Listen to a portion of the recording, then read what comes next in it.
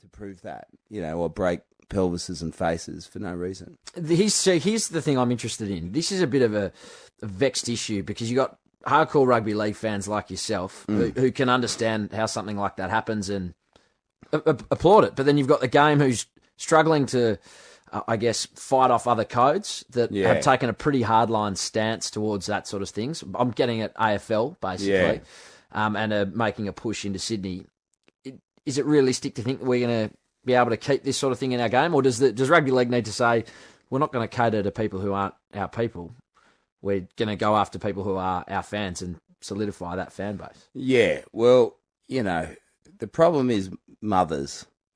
Mothers who probably have the final say on what sports their sons play. I think that's fair to say. Are not going to be saying, go and play that sport where the man put a 3-punch combination on the other man's face and didn't get sent off. And didn't get sent off. Go on, Brian, Johnny, I want you to do that. That's going to be the main problem, I think. Other than that, you could keep it in the game. And, it's always been a working class game. It's always been the toughest game.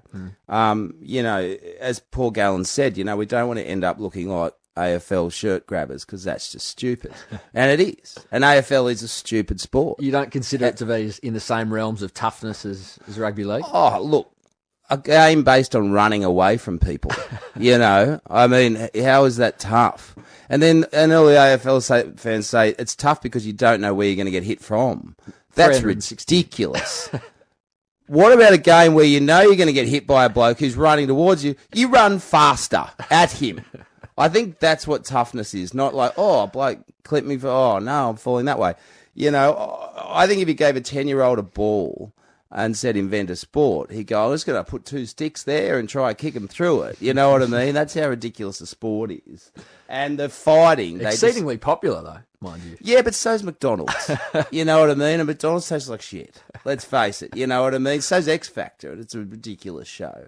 But it's, so popularity, people will be convinced anything. And the main reason it's popular in Melbourne is because they're an incredibly parochial state who want to believe that they're better than other states. So they've just become obsessed with this very long, very hard, very boring game to prove to other codes than other states that Melbourne's a great place to live, even though Punt Road is full of traffic and you can never get a cab.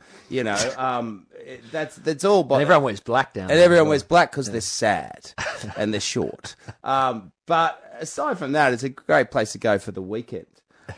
Look, I don't know. Rugby, I feel like we've steered off topic. What's that? I feel like we've gone off topic. Yeah, we probably have. What was the topic again? Something about the Sharks. I don't know. No, continue. Yeah. So, no, in terms of violence, is it sustainable? No, it's not. And he should have been sent off.